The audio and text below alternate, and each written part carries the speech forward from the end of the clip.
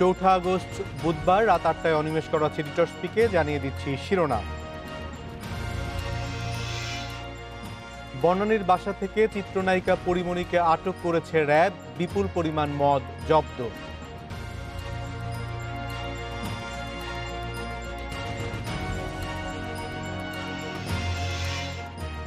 করোনায় আরও 241 জনের মৃত্যু, নতুন শনাক্ত 13,817 রোগী, শনাক্তের হার প্রায় 28%।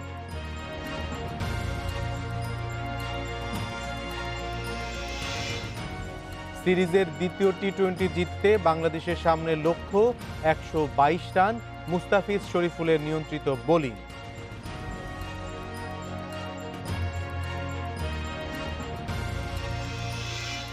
রাজধানীর বনানীর বাসা থেকে চিত্রনায়িকা পরিমণিকে আটক করেছে র্যাব। তার বাসায় বিপুল পরিমাণ মদের বোতল জব্দ করা হয়েছে। বিকেল 4টার দিকে পরিমণির বাসার নিচে অবস্থান নেয় র্যাব সদস্যরা, পরে তারা ভেতরে প্রবেশ করে। সে সময় র্যাব জানায় সুনির্দিষ্ট অভিযোগে পরিমণির বাসায় অভিযান চালানো হচ্ছে। এর আগে গত 8 জুন উত্তরায় বোট ক্লাবে ধর্ষণ ও হত্যা চেষ্টার অভিযোগে ব্যবসায়ী নাসিরু মাহমুদ ও অমি নামের 2 জনের নাম উল্লেখ করে অজ্ঞাত আরও 4 জনের বিরুদ্ধে মামলা করেন পরিমণি। ওই মামলায় নাসিরু মাহমুদ সহ 5 জনকে মাদকদ্রব্য সহ গ্রেপ্তার করে পুলিশ। পরে রিমান্ড শেষে জামিনে মুক্তি পান আসামিরা। এসব বিষয় নিয়ে কথা বলতে এই মুহূর্তে আমরা রাজধানীর বনানীর বাসা থেকে চিত্রনায়িকা পরিমণিকে আটক করার যে প্রস্তুতি চলছে সেখান থেকে আমরা সরাসরি আমাদের সহকর্মী আলামিনের সঙ্গে কথা বলতে যাচ্ছি। আলামিন, পরিমণিরকে বের করা নিয়ে আমরা দেখতে পাচ্ছি যে গণমাধ্যম কর্মীদের যে ব্যাপক পরিমাণ ভিড়, সেই ভিড়ে হিমশিম খাচ্ছে র্যাব সদস্যরা। আপনার কি মনে হচ্ছে যে এটি কি আরও দীর্ঘক্ষণ ধরে এই অবস্থায় চলতে থাকবে, নাকি শীঘ্রই পরিস্থিতি র্যাব নিয়ন্ত্রণে এনে পরিমণিকে বের করতে পারবে? অনিমেষ, কিছুক্ষণ আগে কিন্তু একটি হাইক্স গাড়িতে করে তার বাসা থেকে যে মদ জব্দ করা হয়েছে, বিদেশি মদ, সেটি কিন্তু বের করে নেওয়া হয়েছে। ইতিমধ্যে পুলিশের আরও একটি গাড়ি আসছে এখানে, সেটি হয়তো প্রস্তুতি নেবে। যদি আমরা বারবার সেই তৎপরতা দেখতে পাচ্ছি, আপনার নিশ্চয়ই মনে আছে একটি অভিযানের কথা, সম্রাটকে যখন আসলে গ্রেপ্তার করা হলো র্যাবের পক্ষ থেকে, তখন কিন্তু এতটা সময় নেওয়া হয়নি। র্যাব আসলে কেন, কী কারণে সময় নেওয়া হচ্ছে, আমরা এখানে তাদের পর্যাপ্ত ফোর্সও দেখতে পাইনি। আমরা এর আগে ভ্রাম্যমাণ আদালত পরিচালনা করতে গিয়ে যে অভিযান দেখতে পাই, সেখানে কিন্তু বিপুল পরিমাণ র্যাব সদস্যের উপস্থিতি দেখতে পেয়েছি। যদি সেই বিপুল পরিমাণ র্যাব সদস্য আসলে এখানে উপস্থিত থাকতেন, তাহলে তাদের আসলে এতটা বেগ পেতে হতো না। তার কারণ হচ্ছে এখানে গণমাধ্যম কর্মীদের চেয়ে উৎসুক জনতা এবং মোবাইল সাংবাদিকতা যারা করেন তাদের সংখ্যাটাই বেশি, যার কারণে সেটি কিন্তু বেগ পেতে চলে। দেখতে পাচ্ছেন যে আরও একটি গাড়ি, সেইটি আসলে এই মুহূর্তে প্রবেশ করছে ভিতরে। দেখা যাক এইটি ভিতরে ঢুকলে র্যাব সদস্যরা তাকে এই গাড়িটিতে করে র্যাব সদর দপ্তর অথবা উপযুক্ত যে কোনো জায়গায় নিয়ে যাওয়ার কোনো প্রক্রিয়া নেয় কিনা। যদিও তাকে তার যে ফ্ল্যাট, সেই ফ্ল্যাট থেকে আসলে এখন পর্যন্ত নিচে আনা হয়েছে। আমরা অনেক সময় দেখি যে অভিযান পরিচালনা করার পরে সেই ফ্ল্যাটটি সিলগালা করে দেওয়া হয়ে থাকে বা আর কিছু তথ্যপত্র সেখান থেকে জব্দ করা হয়ে থাকে। যদিও এই সংশ্লিষ্ট কোনো তথ্য আমাদের কাছে এখন পর্যন্ত আনুষ্ঠানিকভাবে র্যাবের পক্ষ থেকে কোনো কিছুই বলা হয়নি। র্যাব যেটা শুধুমাত্র অনানুষ্ঠানিকভাবে বলেছে যে তাকে আটক করা হয়েছে।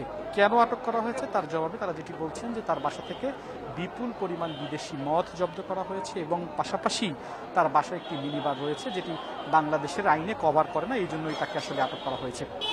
আমরা বিকেল থেকে যে বিষয়টি নিয়ে আসলে বারবার কথা বলেছি, আপনিও আমাদের সাথে কথা বলেছেন যে এর আগে অন্তত 2 থেকে 3 জন, সেই গাড়িটি আবার কিন্তু ঘুরিয়ে নেওয়া হয়েছে। কেন ঘুরিয়ে নেওয়া হচ্ছে, হয়তো উল্টোভাবে সেটি ভিতরে নিবে। আপনি নিশ্চয়ই দেখতে পাচ্ছেন যে সেই গাড়িটি ঢুকানোর একটি প্রক্রিয়া চলছে। এখন সেটি আসলে আইনশৃঙ্খলাকারী বাহিনী সদস্যদের কোনো গাড়ি কিনা সেই বিষয়ে আসলে আমরা এখন পর্যন্ত কনফার্ম হতে পারি। র্যাবের পক্ষ থেকে আমরা ক্ষণেই তৎপরতা দেখতে পাই, এখনই বের করা হচ্ছে, কিন্তু সেটি আসলে দৃশ্যমান কোনো অগ্রগতি এখন পর্যন্ত নেই। যদিও র্যাবের পক্ষ থেকে কেউ আসলে এখন পর্যন্ত কোনো কথাও বলা হয়নি। একটা পর্যায়ে র্যাবের পক্ষ থেকে এখান থেকে গণমাধ্যম কর্মীদের একটু জায়গা করে দেওয়ার অনুরোধ করা হয়েছিল, যদিও গণমাধ্যম কর্মীরা সেই বিষয়টি আসলে আমলে নেননি। কারণ শেষ মুহূর্তের যে ছবিটি কিংবা ফুটেজটি আসলে কেউই মিস করতে চাচ্ছেন না, যার কারণে এখানকার কখন বের হবে, কিভাবে বের হবে সে বিষয়টি একটা ধোঁয়াশা তৈরি হয়েছে। হয়তো প্রায় 45 মিনিটের মতো কিন্তু এরকম বের করা হচ্ছে, বের করা হবে, গাড়ি ঢোকানো হচ্ছে, গণমাধ্যম কর্মীদের ভিতরে ঢোকানো হচ্ছে, তাদেরকে বের করে দেওয়া হচ্ছে, এরকম একটি প্রক্রিয়া আমরা আসলে দেখতে পাচ্ছি। পাশাপাশি উৎসুক জনতা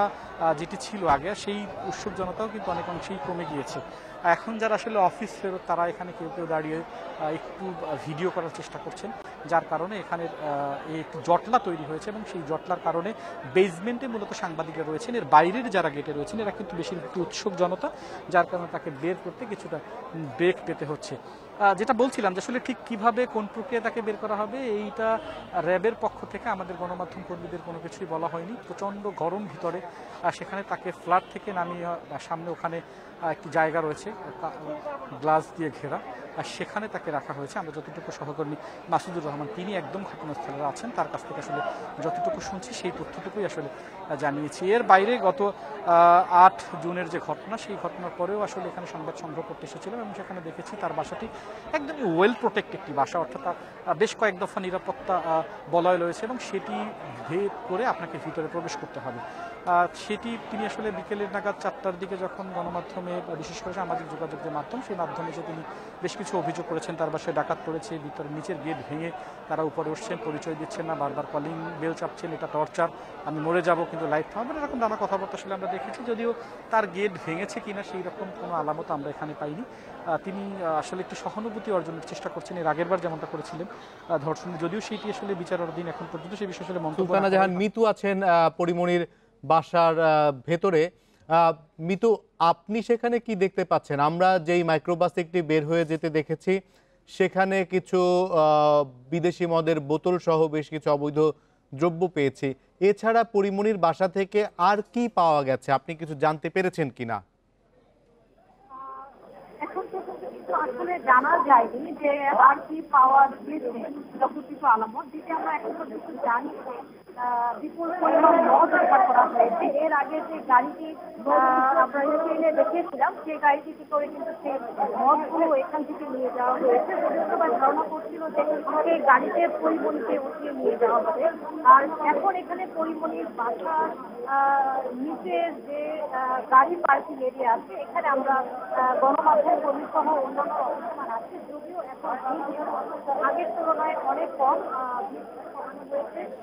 ধারণা করা হচ্ছে যে এই বুঝি পরিমণিকে বের করা হবে, বের করে গাড়িতে তোলা হবে, যদিও কিন্তু তার সব প্রস্তুতি আমরা এখানে দেখতে পাচ্ছি না। আমি তো আপনাকে ধন্যবাদ। আমরা সহকর্মী মাসুদুর রহমানের কাছে যেতে চাই। মাসুদ, আপনি তো সেই বিকেল 4টা থেকে এখন পর্যন্ত আছেন, প্রায় 4 ঘন্টা হতে চললো এই অভিযানের। র্যাবের সদস্যদের সংখ্যা আলামিন যেমনটি বলছিল যে এখানে আজ আসলে খুব কম সংখ্যক র্যাব সদস্য এসেছে, অন্যান্য বিভিন্ন সময় এই ধরনের ক্ষেত্রে আরও তাদের বেশি সংখ্যক ফোর্স থাকে। আজ র্যাবের এই কম সংখ্যক সদস্যের কারণ কি এবং এখনো পর্যন্ত বের হতে এত দেরি হওয়ার কারণ কি? এখন এই মুহূর্তে ঠিক এখনই বের করা হবে এরকম একটি প্রস্তুতি চালাচ্ছে র্যাবের পক্ষ থেকে। আমরা একেবারেই যে গেটটিতে যে লিফটটি দিয়ে নামানো হবে সেই লিফটের সামনে আছি। র্যাবের গণমাধ্যম শাখার পরিচালক এবং প্রধান তিনি তাকে রিসিভ করার জন্য পরিমণিকে একেবারে নিচ তলায় লিফটের সামনে আছে, তাকে রিসিভ করার জন্য। তো আমরা একেবারে এখান থেকেই চেষ্টা করব তাকে ফুটেজটি নেওয়ার জন্য, তার ফুটেজটি নেওয়ার জন্য। তো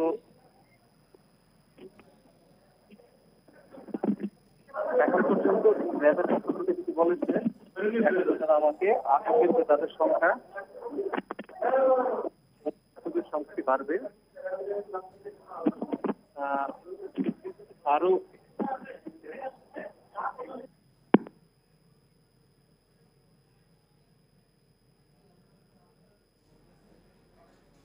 আমরা দেখতে পাচ্ছি যে একেবারেই সহকর্মী মাসুদুর রহমান যেমনটি জানাচ্ছে যে কিছুক্ষণের মধ্যেই পরিমণিকে র্যাবের হেফাজতে নিয়ে যাওয়ার জন্য গাড়িতে ওঠানো হবে এবং এরই মধ্যে আমরা দেখতে পেয়েছি যে পরিমণির বাসায় যেই মিনি বার, সেই মিনি বার থেকে বিপুল পরিমাণ মদের বোতল জব্দ করা হয়েছে এবং আরও যেই সামগ্রীগুলি তার বাসায় পাওয়া গেছে সেগুলি নিয়ে র্যাবের একটি গাড়ি বের হয়ে গেছে। এখন পরিমণিকে সেখান থেকে নিয়ে যাওয়ার প্রস্তুতি চলছে। মাসুদুর রহমান যেমনটি জানাচ্ছিলেন যে কিছুক্ষণের মধ্যেই পরিমণি এখান থেকে বের হবেন এবং র্যাব কিছুটা হিমশিম খেয়েছে আসলে আজ এই গণমাধ্যম কর্মীদের সামলাতে। আমরা শুধুমাত্র টেলিভিশন অথবা বাংলাদেশের বড় পত্রিকাগুলি শুধু নয়, সেখানে আমরা প্রচুর মোবাইল সাংবাদিকদের দেখেছি যারা বিভিন্ন ধরনের আইপিটিভি, অনলাইন টিভি, বিভিন্ন রকম অনলাইন পোর্টালের সাংবাদিক, এবং এদেরকে নিয়ন্ত্রণ করতে র্যাব কিছুটা বেগ পেয়েছেন এবং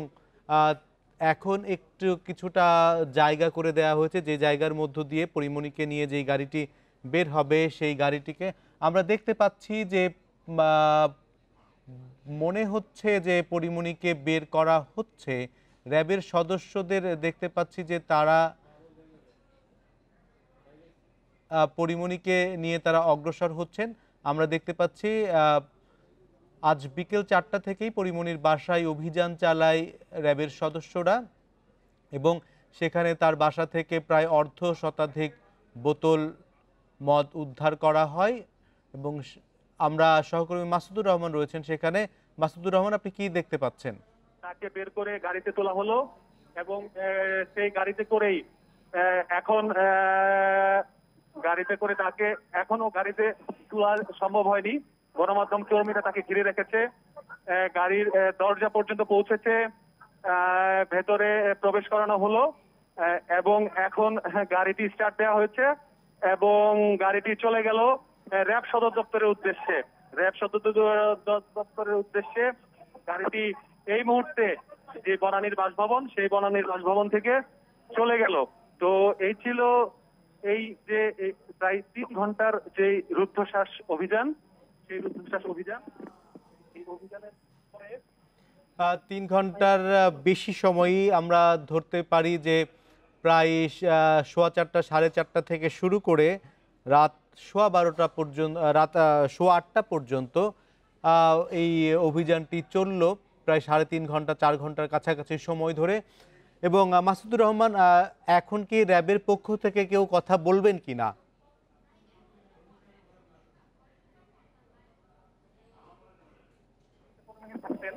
এই বাসার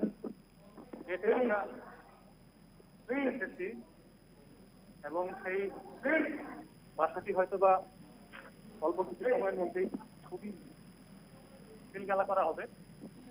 তো মাসুদের অডিওতে একটু প্রবলেম হচ্ছে, বোধহয় কানেকশনে কোনো ধরনের সমস্যা আছে। আমরা দেখতে পাচ্ছি যে বাংলা ঢাকায় সিনেমার নায়িকা পরিমণির বাসভবন থেকে তাকে গ্রেপ্তার করে অথবা তাকে আটক করে নিয়ে গেল র্যাব সদস্যরা। এখন সম্ভবত তাদের বাসায় সামনেই পরিমণির বাসভবনের থেকে যেসব দ্রব্য উদ্ধার করা হয়েছে সেসব বিষয় নিয়ে সংবাদ মাধ্যমের সঙ্গে কথা বলবেন র্যাবের কর্মকর্তারা। আমরা সরাসরি সেখানে যাব। তার আগে সহকর্মী আলামিন হোসেন, আপনার কাছে জানতে চাই যে এখন কি র্যাবের কেউ কথা বলবেন কিনা? আচ্ছা, প্রথম থেকেই আসলে বিকেল 4টা থেকে আমরা একটা ধোঁয়াশার মধ্যে ছিলাম। অনানুষ্ঠানিকভাবে র্যাব আসলে আমাদেরকে অনেক তথ্য দিয়েছেন, যদিও এখন পর্যন্ত আনুষ্ঠানিকভাবে কোনো তথ্য দেননি। যেমনটা আপনি সহকর্মী মাসুদুর রহমান বললেন যে তার ফ্ল্যাটটি সিলগালা করা হবে, আসলে সেটি কোন প্রক্রিয়া করা হবে, এখানে নির্বাহী ম্যাজিস্ট্রেট রয়েছেন কিনা, এরকম কোনো তথ্যপত্র আমাদের কাছে নেই। তবে আমাদের কাছে সর্বশেষ আপডেট যারা এই মুহূর্তে আমাদের স্ক্রিনে যারা জয়েন করছেন তাদের উদ্দেশ্যে একটু জানাতে চাই, কিছুক্ষণ আগে ঢাকার চলচ্চিত্র নায়িকা পরিমণিকে আসলে কিছুক্ষণ আগে এখান থেকে তার যে বাসভবন, সেই বাসভবন থেকে আটক করে র্যাব সদর দপ্তরের উদ্দেশ্যে নিয়ে যাওয়া হয়েছে। এখন মূলত গণমাধ্যম কর্মীরা সেখানে যাচ্ছেন, আপনি নিশ্চয়ই দেখতে পাচ্ছেন যে সেই সিঁড়ি দিয়ে গণমাধ্যম কর্মীরা সেখানে প্রবেশ করছেন। সেখানে আমাদের আরও 2জন সহকর্মী রয়েছেন, মাসুদুর রহমান এবং মিতা, আসলে তারাও যাচ্ছেন সেখানে ওইখানকার পরিস্থিতি দেখতে। কি হয়তো র্যাব সেখানে বসে তার যে ফ্ল্যাট, সেই ফ্ল্যাটে বসে আনুষ্ঠানিকভাবে হয়তো কোনো কথা বলবেন অথবা সেই ফ্ল্যাটটি সিলগালা করে দেবেন। এবং এর বাইরে সেখানে তার অন্য কোনো স্বজনরা রয়েছে কিনা, তাদেরকে আসলে কি হবে, তাদেরকে বের করে দেবে কিনা, এ বিষয়ে র্যাবের সামনে কি কেন আটক করা হচ্ছে তার কোনো আনুষ্ঠানিক বক্তব্য তারা কিন্তু আমাদের কাছে এখন পর্যন্ত দেয়নি। যেটি আমরা দৃশ্যমান দেখেছি, বিপুল পরিমাণ বিদেশি মদ জব্দ করা হয়েছে, সেই মাদকদ্রব্য নিয়ন্ত্রণ আইনে তাকে আটক করা হয়েছে। এখন কিছু সেখানে গণমাধ্যম কর্মী যারা রয়েছেন তারা আসলে উপরে প্রবেশ করছেন সেই পরিমণির ফ্ল্যাটটিতে। সেখানে আসলে কি কি তথ্যপত্র রয়েছে সেই বাড়তিতে হয়তো গণমাধ্যম কর্মীদের যাওয়ার, সেখানে কি কি রয়েছে সেটি দেখার একটি সুযোগ করে দিচ্ছেন র্যাব সদস্যরা। পাশাপাশি সেখানকার সেই ফ্ল্যাটটি আসলে সিলগালা করা হবে কিনা কিংবা কোনো নির্বাহী ম্যাজিস্ট্রেটের নেতৃত্বে যদি অভিযানটি পরিচালনা করা হয়ে থাকে তাহলে তাকে তাৎক্ষণিকভাবে কোনো সাজা প্রদান করবেন কিনা সেই বিষয়টি নিয়ে হয়তো গণমাধ্যমের সামনে র্যাব কর্মকর্তা কিংবা র্যাবের যদি নির্বাহী ম্যাজিস্ট্রেট কেউ এই নেতৃত্বে থেকে থাকেন এই অভিযানে তিনি হয়তো কথা বলবেন। কিছুক্ষণ আগে এখানকার আমরা যেমনটা দেখছিলাম, আমরা যদি একটু দেখাতে চাই অনিমেষ, আপনি নিশ্চয়ই দেখতে পাচ্ছেন যে সেখানে উৎসুক যেই ফ্ল্যাটটি, দুজন নারী সেখানে বাইরের দিকে তাকিয়ে রয়েছেন এবং গ্লাসটি বন্ধ করে দিচ্ছেন। ওনারা ওই ফ্ল্যাট, ওইটি হচ্ছে মূলত পরিমণির যে ফ্ল্যাট, ওখানেই তিনি থাকতেন এবং সেখানে তার যারা স্বজনরা রয়েছেন তারা আসলে দেখলেন রাস্তায় দাঁড়িয়ে যে কীভাবে নেওয়া হলো।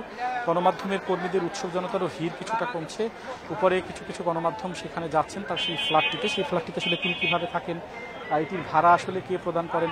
আমরা উইকিপিডিয়া থেকে যতটুকু তথ্য পেয়েছি তিনি 2015 সালে আসলে চলচ্চিত্র সিনেমায় আসেন, এরপর রানা প্লাজা সিনেমার মধ্য দিয়ে তিনি আসলে মূল আলোচনায় আসেন।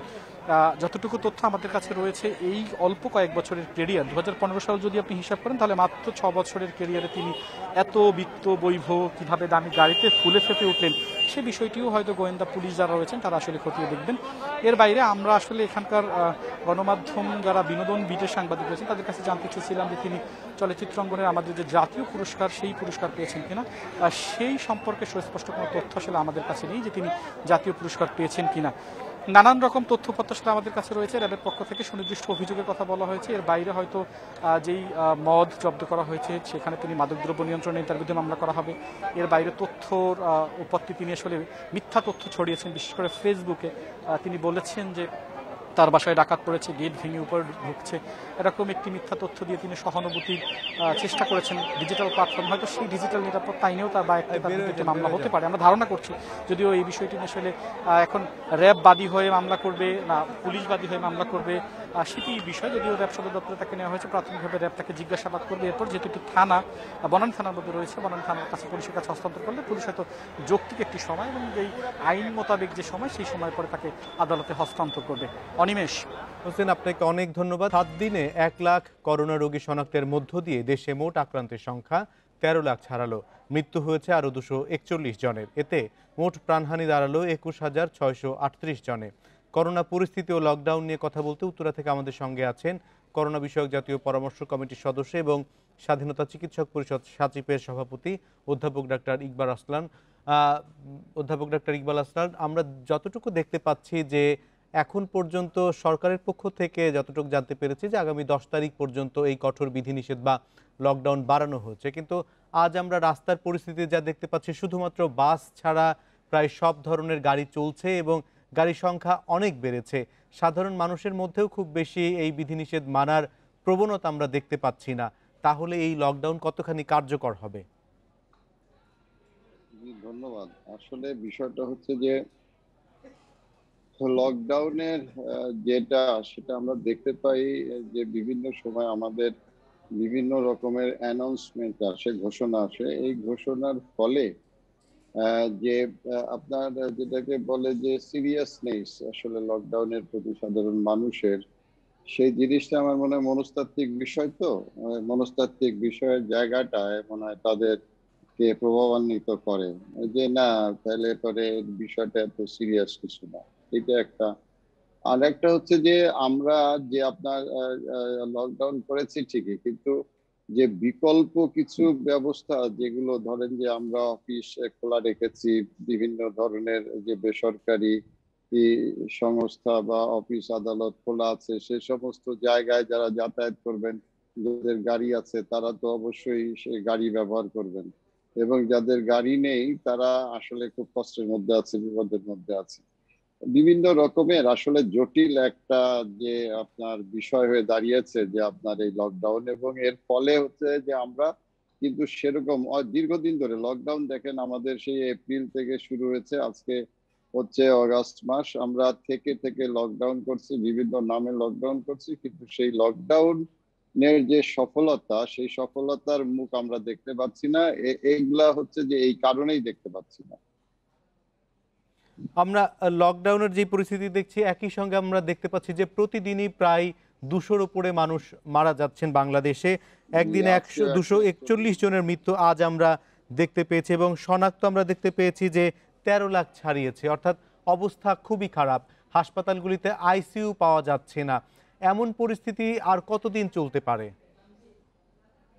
জি, ধন্যবাদ। এটা তো আসলে বলা মুশকিল, কারণ আমরা যতক্ষণ না পর্যন্ত এই সংক্রমণকে নিয়ন্ত্রণ না করতে পারবো মানে কার্যকরী ভাবে, ততক্ষণ পর্যন্ত তো এই পরিস্থিতি চলতেই থাকবে, বাড়তেই থাকবে। কেননা যে আপনার এই যে আপনি দেখতে পাচ্ছেন যে কিছু কিছু আপনার ভিডিও ফুটেজ আমরা যেটা দেখতে পাচ্ছি সোশ্যাল মিডিয়ায় বা গণমাধ্যমে, সেটা হচ্ছে যে মানে আপনার মানুষের মধ্যে যে অক্সিজেনের জন্য একটা হাহাকার আপনার তৈরি হয়ে গেছে ইতিমধ্যেই। তো আমি মনে করি যে আপনার আমাদের এখন যে কোনো মূল্যে এই সংক্রমণকে প্রতিরোধ করবার জন্য বা নিয়ন্ত্রণ করবার জন্য সরকারকে যদি কঠোর হতে হয় তাহলে কঠোর হতে হবে, নির্দয় হতে হলে নির্দয় হতে হবে। কারণ যে একজন মানুষের সাথে আপনার নির্দয় আচরণ করে যদি আমি মানে 100 জন লোকের জীবন রক্ষা করতে পারি, সেটা আমি মনে করি অনেক শ্রেয়। তো আপনার হচ্ছে যে আমরা দেখতে পাই যে আমাদের লকডাউন তো কোনো বিষয় না, বা এই যে আপনার চলাচলের উপরে বিধিনিষেধ, এটা হচ্ছে যে আপনার এক জায়গা থেকে আরেক জায়গায় যে সংক্রমণের যে আপনার চলাচলটা বন্ধ করার জন্য হচ্ছে যে লকডাউন আসলে। কিন্তু আ- আসল বিষয়টা হচ্ছে যে স্বাস্থ্যবিধিগুলো মেনে চলা। সেই স্বাস্থ্যবিধিগুলো মেনে চলার ব্যাপারে যে আমরা খুব একটা কার্যকরী আসলে আপনার পদক্ষেপ দেখতে পাচ্ছি না। শুধুমাত্র যে ঘোষণা বা আপনার অনুরোধ বা বিভিন্ন রকমের যে আপনার প্রচারণা, এর মধ্যে আমরা সীমাবদ্ধ মানে হয়ে আছি। তো আমাদের এই মানে আপনার মাস্ক পরা, স্যানিটাইজেশন, তারপরে সোশ্যাল ডিস্টেন্সিং, হ্যাঁ লকডাউনে অনেক কিছুই লাভ হচ্ছে। লকডাউনে আপনার হচ্ছে যেমন পর্যটন কেন্দ্রগুলো এখন বন্ধ আছে, হোটেলে বসে খাওয়া বন্ধ আছে, তারপরে আপনার বিয়ে শাদীর অনুষ্ঠান, রাজনৈতিক সংগঠনের যে সমস্ত কর্মসূচি অনেকখানি নিয়ন্ত্রিত, এবং ধর্মীয় যে সমস্ত সমাবেশ সেগুলো নিয়ন্ত্রিত হচ্ছে। সেই জায়গা থেকে যেগুলো সংক্রমণের সম্ভাবনা ছিল সেগুলো কিছুটা হলেও যে আমাদের উপকারে আসছে। কিন্তু সার্বিকভাবে যে জিনিসটা আপনার সবাই আকাঙ্ক্ষা করছে, সরকারও আকাঙ্ক্ষা করেছেন, আমরাও আকাঙ্ক্ষা করেছি, আপনারাও আকাঙ্ক্ষা করেছেন, সেই কাঙ্ক্ষিত জায়গায় আসলে পৌঁছানো যাচ্ছে না। আমরা যেটি দেখতে পাচ্ছি যে যে পরিমাণ লকডাউন মানুষ মানতে অনীহা দেখাচ্ছেন, তার প্রেক্ষিতে অনেকেই বলছেন যে যেহেতু সারা দেশেই করোনা ছড়িয়ে গেছে, এখন এই লকডাউনের চেয়েও বেশি গুরুত্বপূর্ণ হচ্ছে মাস্ক ব্যবহার করা এবং যতটা সম্ভব দূরত্ব মেনে চলা। আপনার সেই ক্ষেত্রে পরামর্শ কি থাকবে? জি, আমি অবশ্যই অবশ্যই আপনার আমি যে কথাটাই বলছিলাম যে স্বাস্থ্যবিধি, এখন হচ্ছে যে স্বাস্থ্যবিধি মানার ব্যাপারে আমি মনে করি যে সরকারের উচিত বাধ্য করা, আমাদেরকে সবাইকে বাধ্য করা উচিত। এবং যদি আমরা এই স্বাস্থ্যবিধি মানাটা বাধ্য করতে পারি, এবং ধরেন যে যে এই যে যে সামাজিক যে ধরনের যে সমাবেশগুলো আছে সে ব্যাপারেও আসলে সরকারের আসলে সতর্ক হওয়া উচিত। যে মানে সমাবেশগুলো যত আপনার ছোট করা যায়, অথবা না করা যায়, অথবা সংক্ষিপ্ত করা যায়, যেটা আমাদের ধরেন আহ, যে বিভিন্ন যে আপনার কর্মকাণ্ড তো চলছেই, দেশের মধ্যে চলবে। তো আপনার হচ্ছে যে এইগুলো করা, আর হচ্ছে যে আপনার স্যানিটাইজেশন, বারবার যে আপনার মানুষের হাত ধোয়া, এবং আমরা যখন বাইরে যাব তখন যাতে আমরা আমাদের সাথে ছোট্ট একটা স্যানিটাইজার রাখি। আমরা বাজারেও গেলে যখন আমি টাকাটা নেব মানে দোকানদারের কাছ থেকে, অথবা কোনো একটা জিনিস আমি হাত দিয়ে ধরবো বাইরের, তখনই আমাকে স্যানিটাইজার দিয়ে হাতটা মুছতে হবে। আর বাসায় থাকলে তখন সাবান দিয়ে ধুতে হবে। তো এইগুলো যদি আমরা করি তাহলে হচ্ছে যে মানে সংক্রমণ আমরা আসলে কিছুটা হলেও আমাদের নিয়ন্ত্রণের মধ্যে আনতে পারবো। মানে এখন হচ্ছে নিয়ন্ত্রণের মধ্যে আনাটা খুবই জরুরি। আপনার যত রোগীর সংখ্যা বাড়বে, তত হাসপাতালের মানে রোগীর সংখ্যা বাড়বে, আর হাসপাতালের উপরে চাপ যত বাড়বে, ততই হচ্ছে যে আপনার এই রোগীগুলো যে আপনার পরিণতি খারাপ হবে। একটি পরিবারের একজনের মৃত্যু হচ্ছে তার জন্য 100 ভাগ হচ্ছে যে সে ক্ষতিগ্রস্ত হয়ে যাচ্ছে। তো এই ক্ষতিগ্রস্তের জায়গাটা আমাদেরকে সবাইকে বুঝতে হবে, নিজেদের পরিবারের জন্য বুঝতে হবে, সমাজের জন্য বুঝতে হবে, আত্মীয় স্বজনের জন্য বুঝতে হবে। অধ্যাপক ডাক্তার ইকবাল আসলাম, আমরা একটি বিরতিতে যাব। বিরতির পর ফিরে এসে আপনার সঙ্গে কথা বলতে চাই টিকা পরিস্থিতি নিয়ে। টিকা নিয়ে দেখছি যে মন্ত্রীদের মধ্যে এক একজন এক এক রকম বক্তব্য দিচ্ছেন, বক্তব্য দিয়ে বক্তব্য প্রত্যাহার করছেন। আমরা এইসব বিষয় নিয়ে বিরতির পর ফিরে এসে কথা বলবো। আমাদের সঙ্গে আছেন স্বাধীনতা চিকিৎসক পরিষদ সচিবের সভাপতি অধ্যাপক ডাক্তার ইকবাল আরসলান।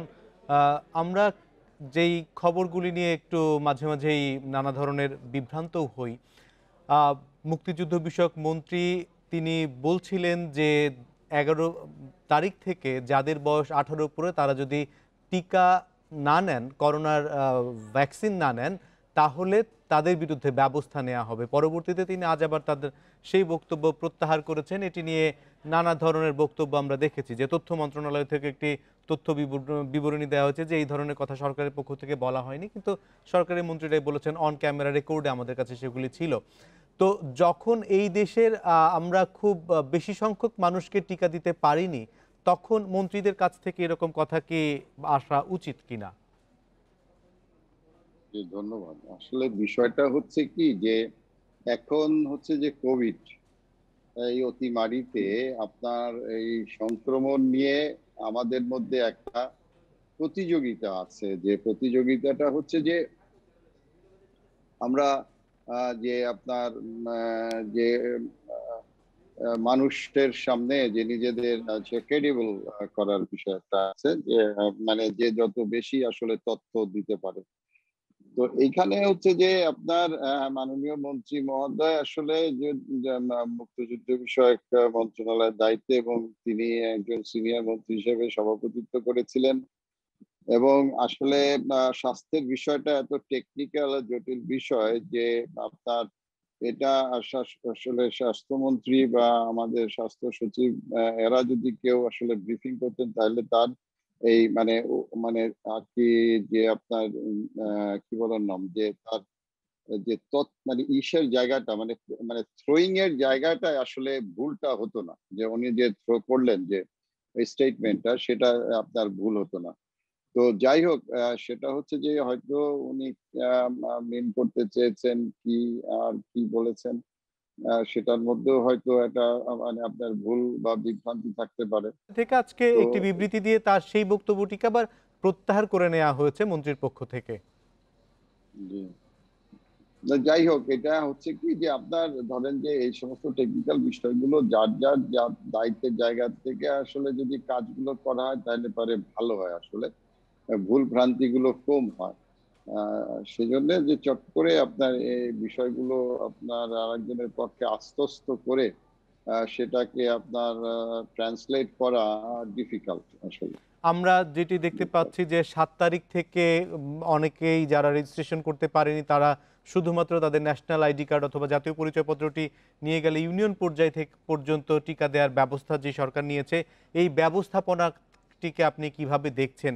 কোনো ধরনের সেখানেও অনেক ধরনের, যেমন যতটুকু টিকা আছে অথবা যে সংখ্যক টিকা আছে তার চেয়ে বেশি মানুষ চলে আসলে বিশৃঙ্খলা হবে বা এই ধরনের কোনো সমস্যা হবে কিনা জি, আপনার কি মনে জি, হয়? জি, আপনার হচ্ছে যে ইতিমধ্যে হয়েছে দু একটি জায়গায়, এবং আপনার হচ্ছে যে যখন এই ধরনের ঘোষণা আসবে যে আপনার টিকা ছাড়া 11 তারিখের পরে কেউ ঘর থেকে বেরোতে পারবে না, তখন কি হবে? তখন মানুষের মধ্যে একটা প্রতিযোগিতা হবে যে টিকা নেবার জন্য, যারা ঘরের বাইরে বেরোবেন। এখন এই প্রতিযোগিতায় যে যখন আপনার এই সেন্টার গুলোতে উপচে পড়া ভিড় হবে, তখন স্বাস্থ্যকর্মীরা এটা আপনার সামলাতে পারবেন না। তারা সামলাতে পারবেন না, এবং অনেক জায়গায় আমার মনে হয় যে আপনার নৈরাজ্যজনক পরিস্থিতির তৈরি হওয়ার সম্ভাবনা রয়ে গেছে। এটা হচ্ছে যে যারা আসলে এই টিকা ব্যবস্থাপনায় আছেন, মানে বিশেষ করে ডিজি অফিসের আমাদের স্বাস্থ্য অধিদপ্তরের টিকা ব্যবস্থাপনায় যারা আছেন, বিষয়টা তাদের উপরে ছেড়ে দেওয়াই উচিত ছিল।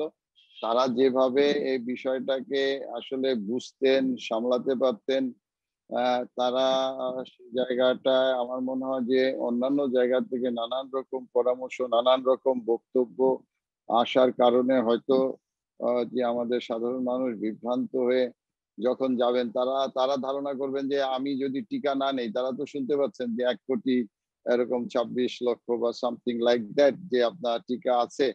তো এখন 11 তারিখের মধ্যে যদি আমি টিকা না নিতে পারি, তাহলে তো আমি বেরোতে পারবো না, তাহলে সবাই একসাথে ঝাঁপিয়ে পড়বে টিকা নেওয়ার জন্য।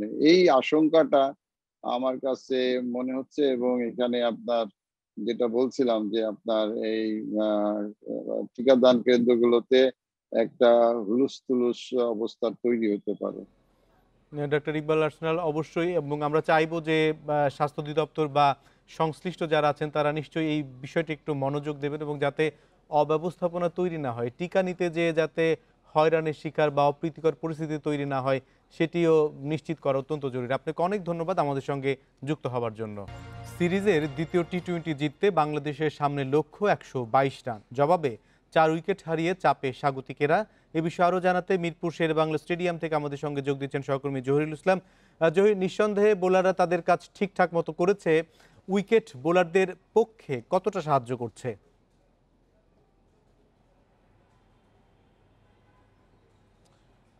সত্যি কথা বলতে উইকেট আসলে বোলারদের পক্ষে বেশ ভালোই সমর্থন দিচ্ছে। আমরা প্রথম ইনিংসে দেখেছি বাংলাদেশের বোলাররা যেভাবে ডমিনেট করেছে, এখন দেখা যাচ্ছে অস্ট্রেলিয়ান বোলাররা তারাও কিন্তু সেই একই কৌশল অ্যাপ্লাই করছে। উইকেট প্রথম টি-20 উইকেটের তুলনায় এই উইকেটটি কিছুটা লো বাউন্স আছে। আমরা বাংলাদেশের ইনিংসটি যদি খেয়াল করি, আপনি বলছিলেন 4টি উইকেটের কথা, 4টি উইকেটই কিন্তু বোল্ড হয়েছে এবং স্ট্যাম্প টু স্ট্যাম্প যদি বল করা হয়, বল কিছু করিডর অফ আনসার্টেনটি একটা বিষয় থেকে যাচ্ছে যে বলটা হয়তো নিচু হয়ে যাচ্ছে। আমরা দেখেছি বেশ কিছু বল নিচু হয়েছে এবং এখন পর্যন্ত যতগুলো বোল্ড হয়েছে বাংলাদেশের ব্যাটসম্যানরা প্রায় প্রতিটি বলই আসলে খেলা বেশ কঠিন ছিল, এক্সেপ্ট সৌম্য সরকার। সৌম্য আজকে যা করেছেন, যেভাবে আউট হয়েছেন, তাতে সৌম্যর পক্ষ নিয়ে কথা বলার মতো লোক হয়তো খুব বেশি পাওয়া যাবে না। শুরুতেই আসলে সৌম্য সেই অনেকটা ক্রস শট ট্রাই করেছিলেন।